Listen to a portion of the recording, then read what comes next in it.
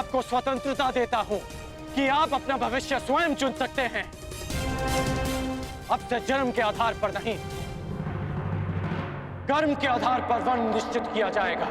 कर्ण, तुम्हें भान भी है कि तुम क्या कह रहे हो? यह असंभव है। क्यों? मैं अंग का शासक हूं। मैं अपनी प्रजा के लिए कोई भी घोषणा कर सकता हूं। तुम्हारा प्रशासन हस्तिनापुर के शासन के अंतर्गत आता है। किसी भी नीति या नियम में परिवर्तन हस्तिनापुर की अनुमति के बिना नहीं किया जा सकता। बस मेरे मित्र कुमार दुर्योधन के युवराज बनने का विलंब है मामाई। हस्तिनापुर निश्चित रूप से इस नीति की अनुमति देगा।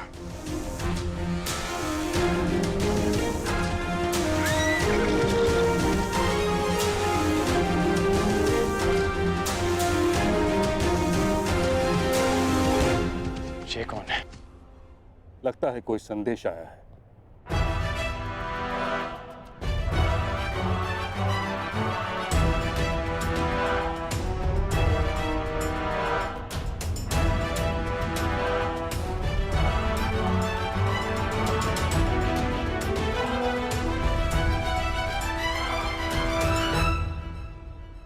हस्तिनापुर को अपना युवराज मिल चुका है कर्ण।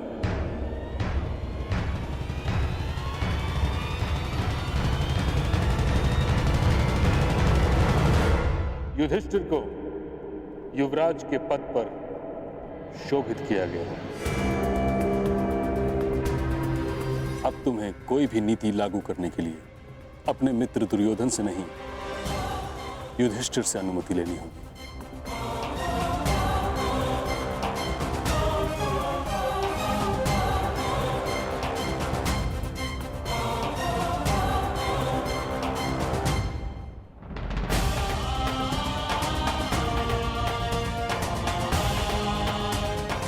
मेरी प्रजा मुझे अनुमति दे चुकी है मामहीन।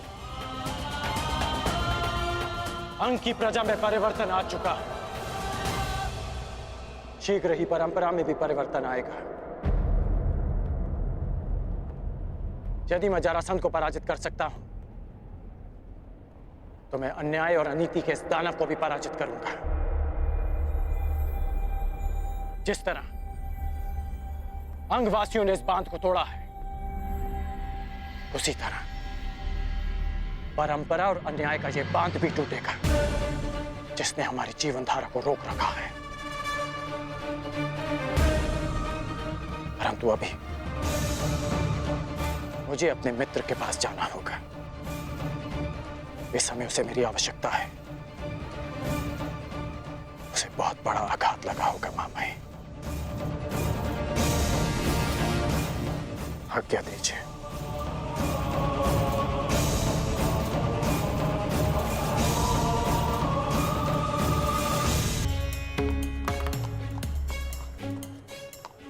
महीनों पश्चात भुगत ग्राम में आया वृषाली। बहुत प्रसन्नता हो रही है। आशा है कि भुगत ग्राम वासियों को भी हमें देखकर उतनी ही प्रसन्नता हो रही होगी।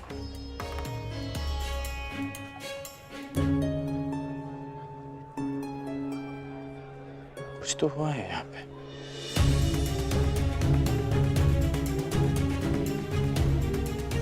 इन लोगों को देखकर लगता है कि कुछ अवांछित घटा है यहाँ।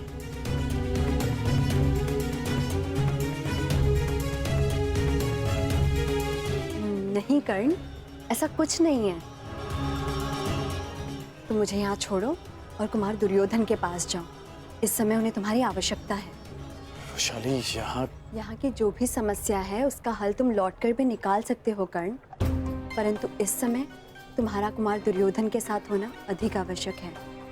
ठीक है वैशाली, मैं शीघ्र लौट कर आता हूँ। तुम ध्यान रखना।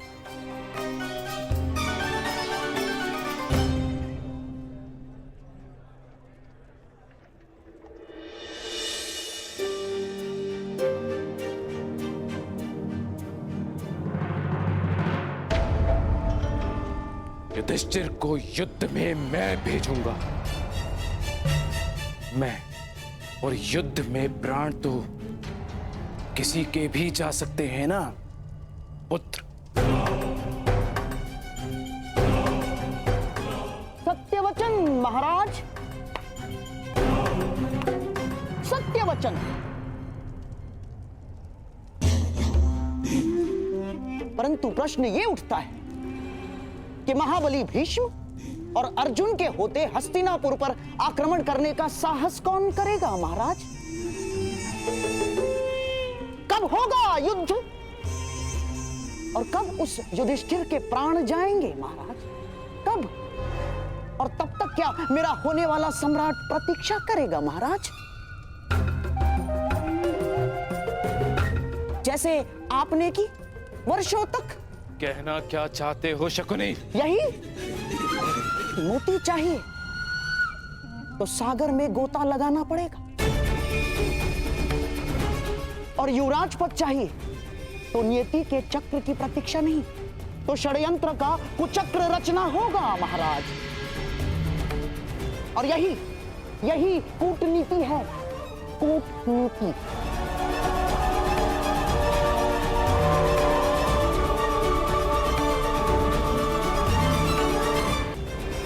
मामाश्री, केवल आप हैं जो मेरे मन की व्यथा को समझ सकते हैं। मैं उन पांडवों की उन्नति से क्रोध में जल रहा हूं मामा, क्रोध में जल रहा हूं मैं। तुम्हारे इस क्रोध की अग्नि को संभाले रखना। ये तुम्हें जलाने के लिए नहीं, तुम्हारे शत्रु को भस्म करने के लिए है। विस्तार में बताइए मामा। दुर्योधन को पहली समझ में नहीं आती। पहली ही कुचक्र की नींव होती है दुर्योधन। तुम्हारे भविष्य के प्रासाद के लिए एक योग्य वास्तुशास्त्र की आवश्यकता है।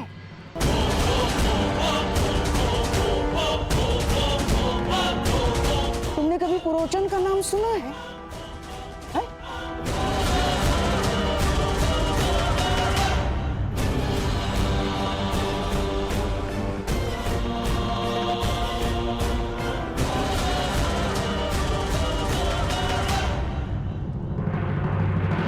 मामाश्री बता रहे थे कि मायावी दानव के पश्चात यदि कोई संसार में महान वास्तुकार है तो वो आप हैं।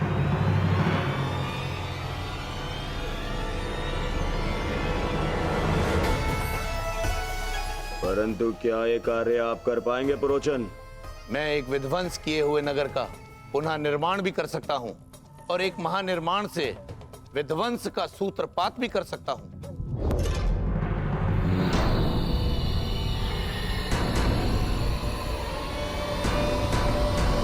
तो कब से ये कार्य आरंभ होगा?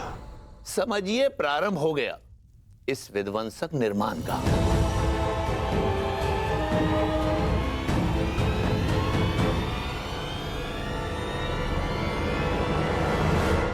कल ही आपके समक्ष एक लघु निर्माण प्रस्तुत होगा। भवन होता है उसमें निवास करने वालों की रक्षा के लिए, परंतु यह भवन अपने निवासियों के लिए चिता बन जाएगा।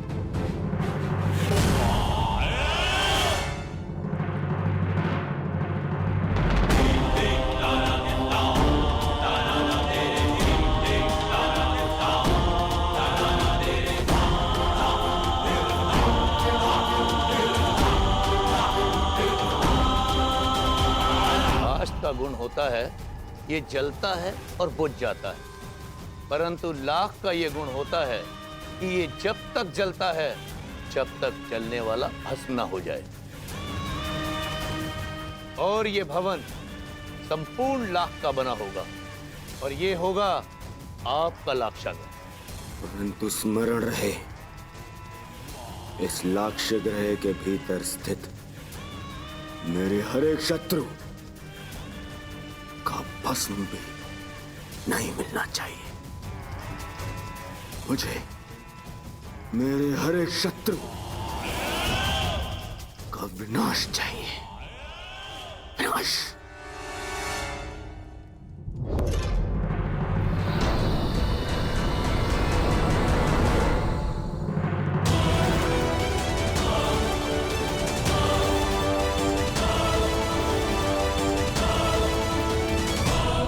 शत्रु का नाश अवश्य होगा मित्र।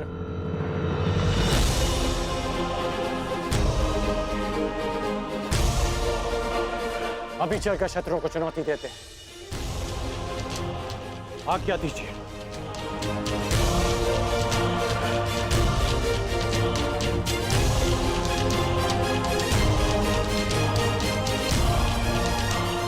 तुम मेरे मित्र हो कर्ण, और मित्र हाथ नहीं जोड़ते, गले लगते हैं।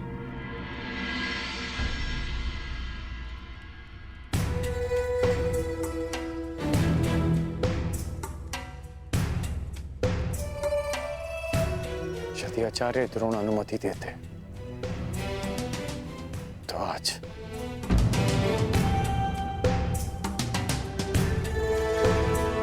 जानता, यदि आचार्य द्रोण ने तुम्हें मेरे साथ में युद्ध में भेजा होता तो मेरे शत्रु मेरे सेवक होते आज। तो अभी चलकर उन्हें पराजित करते हैं।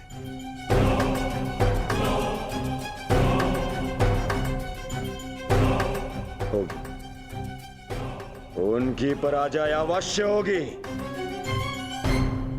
परंतु युद्ध करके नहीं। क्यों पुरोचन महोदय? जी महाराज कुमार। कर्ण, ये हैं पुरोचन और रब, ये हमारे लिए युद्ध लड़।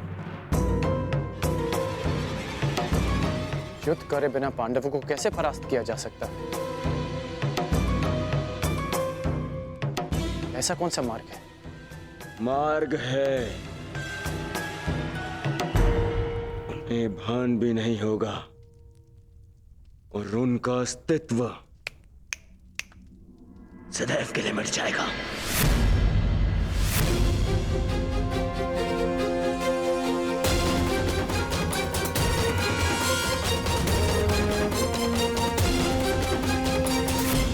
युद्ध करे बिना पांडवों को कैसे परास्त किया जा सकता है?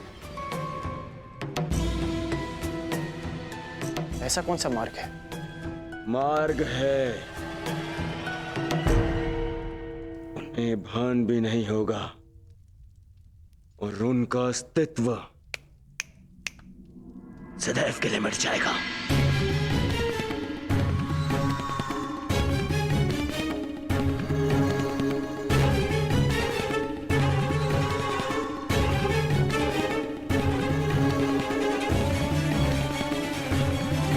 और वो दुर्योधन के कहने का तात्पर्य यह है कर्ण कि शत्रु को भान नहीं होना चाहिए कि उन पर आक्रमण की तैयारियां हो रही हैं। और युधिष्ठिर अब कोई सामान्य कुमार नहीं है, युवराज है, युवराज। और उस पर आक्रमण करने से पूर्व भीषण तैयारियां करनी होंगी, और वो भी गुप्त रूप से, है ना मेरे होने वाले सम्राट?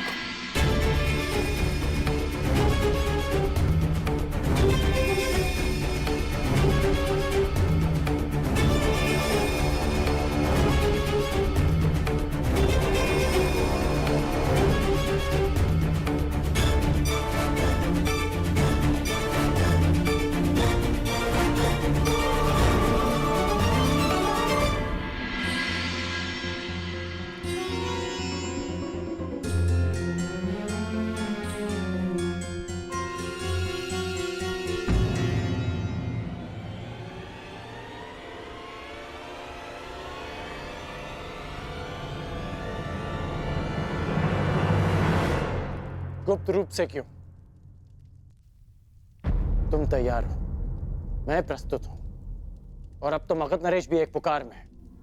सहायता के लिए प्रस्तुत हो जाएंगे मित्र। हाँ मित्र, जरासंध विजय पर मैं तुम्हें बधाई देना तो भूल ही गया। अद्भुत, अद्भुत कर्ण। तुमने मगध नरेश को पराजित नहीं किया है, बल्कि दुर्योधन के विश्वास को जिताया है। ये मुकुट तुम पर बहुत शोभा देता है कर्ण। मित्र,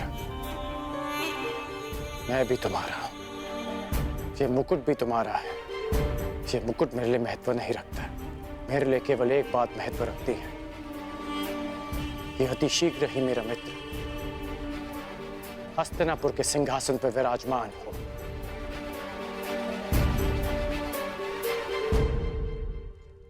महाराज कुमार की जय हो।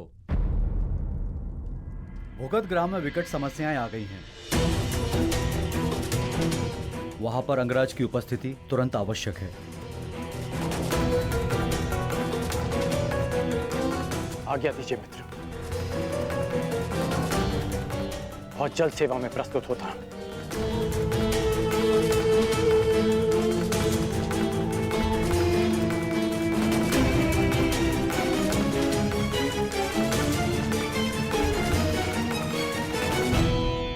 क्या बात है मामा, क्यों रोका मुझे आपने? क्या आपको कर्ण की मित्रता और निष्ठा पर संदेह है? ना ना ना ना ना ना, कर्ण की निष्ठा पर मुझे कतई संदेह नहीं ना, परंतु उचित और अनुचित को लेकर उसके विश्वास पर भी संदेह नहीं। समझ गए? और हां, कर्ण को हम बुलाएंगे, अवश्य बुलाएंगे, किंतु तब जब हमें एक योद्धा की आवश्यकता होगी। हाँ, कर्ण केवल एक युद्ध का पासा है दुर्योधन, केवल युद्ध का पासा।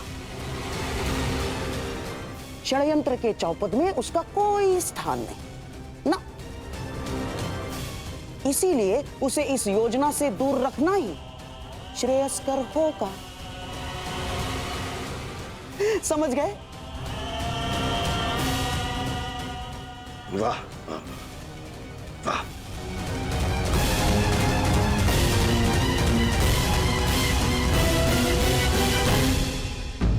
इसकी हर वस्तु को नष्ट कर दो। अरे इतने दिनों तक ये कर्ण के साथ रही, अविवाहित होने के पश्चात भी। ये तो पाप है, ये पतिता है, इसलिए इससे जुड़ी हर वस्तु को आज हम इस अग्नि में भस्म कर देंगे। जला दो। और नहीं तो क्या, हमारी भी पुत्रियां हैं, और अगर इसे दंड नहीं दिया गया तो इन्हें भी अनुचित करने की प्रेरणा मिलेगी।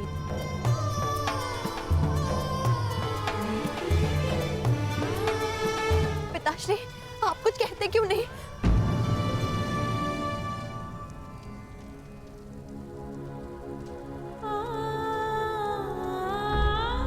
पिताश्री, क्या आपको भी यही लगता है कि आपकी पुत्री पतिता है, कि उसने कोई ऐसा कार्य किया है जो आपके मान के विरुद्ध है? क्या आपको ऐसा लगता है पिताश्री कि आपकी पुत्री अपनी मर्यादा को पार कर सकती है? मुझे अपनी पुत्री पर विश्वास है, मुझे अपनी पुत्री की पवित्रता पर विश्वास है, परंतु तेरा पिता होने के साथ साथ मैं इस समाज का एक सदस्य भी हूं, और हर समाज के कुछ नियम ऐसे होते हैं जिन्हें कोई नहीं तोड़ सकता, कोई नहीं बदल सकता, तेरा विवश पिता भी नहीं।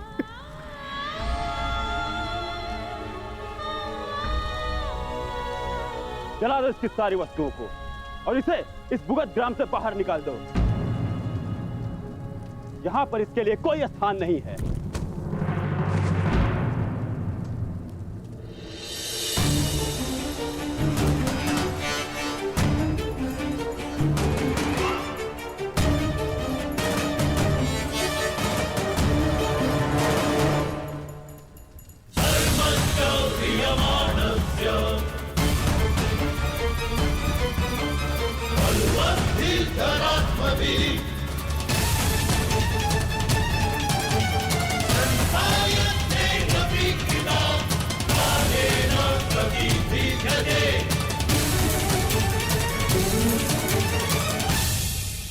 मैं आप सब की बात का समर्थन करता हूं।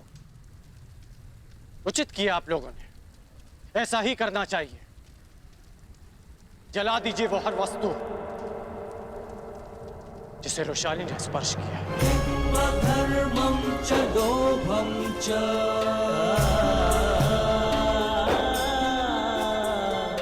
मोहं च भ्रमस्थितः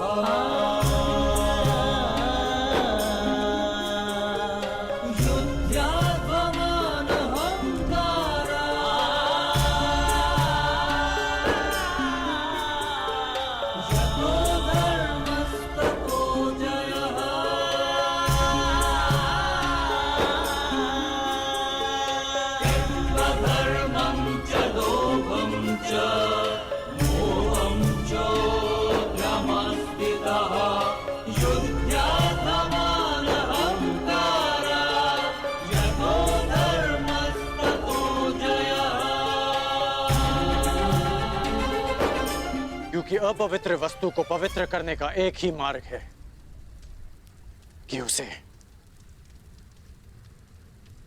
पवित्र अग्नि में समर्पित कर देना चाहिए।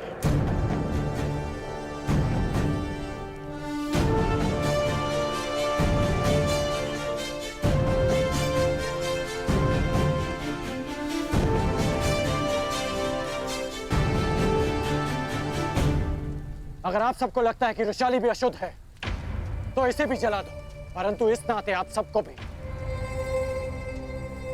इस अग्निकुंड में कूदकर अपने प्राण दे देने चाहिए, क्योंकि आप सबने भी रोशाली की वस्तुओं को स्पर्श किया। आप में और उन उच्च वर्ग के नागरिकों में कोई अंतर नहीं।